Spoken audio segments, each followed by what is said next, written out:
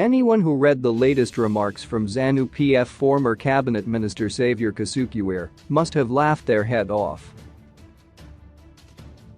What is the idiot wittering about? They must have asked themselves. People must unite and deal with common challenges. No individual can be bigger than Zimbabwe, Kasukuwere told Newsday. It must never be about an individual or opposition, but it is about survival of the people of Zimbabwe. Let us create conditions for a greater Zimbabwe and stability, greater peace, and no one must be scared of their future in Zimbabwe. We must have hope. Here is the man who made a virtue of riding roughshod over the people of Zimbabwe, denying them their basic freedoms and rights, including the right to a meaningful say in the governance of the country and even the right to life. ZANU-PF murdered in cold blood over 30,000 innocent Zimbabweans during Mugabe's reign of terror for the sole purpose of creating and retaining the de facto one-party state headed by Robert Mugabe. Kasukuwere, together with all the other ZANU-PF thugs, played his party in creating and retaining the de facto one-party dictatorship, in which Mugabe was certainly bigger than ZANU-PF, the party, which in turn was bigger than Zimbabwe, the nation. Mugabe only lost his top dog position in the November 2017 military coup that booted Mugabe, Kasukuwere and a few other G40 members out of the party and, for some, out of the country. No individual is greater than the nation. We need to admit that and ask ourselves tough questions before we do the right thing. The rule of law and property rights should be protected. We need a better country for every Zimbabwean, continued Kasukuwere. What a hypocrite, he never ever asked any of these questions before and certainly did not care about the rule of law and the heartbreaking suffering of the downtrodden Povo until now.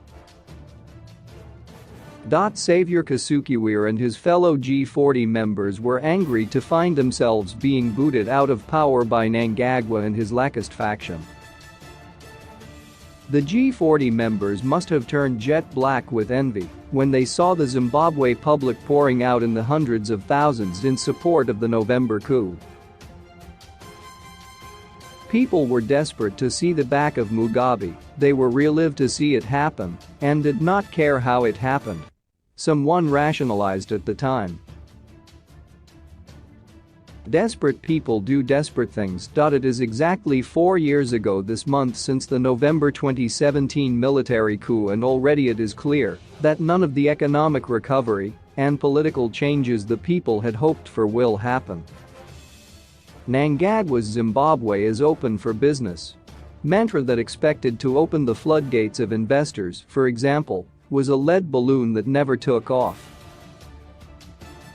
Investors are a shrewd and savvy lot. They could see the coup removed one dictator, only to replace him with another, whilst the dictatorship itself remained untouched. The disillusionment with Mnangagwa and his new dispensation and Second Republic has been total, so that many now readily admit their euphoria 4 years ago was total misplace. They now call the 15 November 2017 Zungu Day. Madness Day. The mass disillusionment with Mnangagwa and his Lakist faction has given G40 leaders hope that they too can present themselves to the nation as the country's saviors. If the people were so desperate for change in November 2017, they failed to see the post-coup ZANU-PF was the same dictatorship, or be it under new management. G40 are hoping to pull off the same dirty trick on the people again. All Kasukuwere and company must do is put up a show that they care and have a human heart.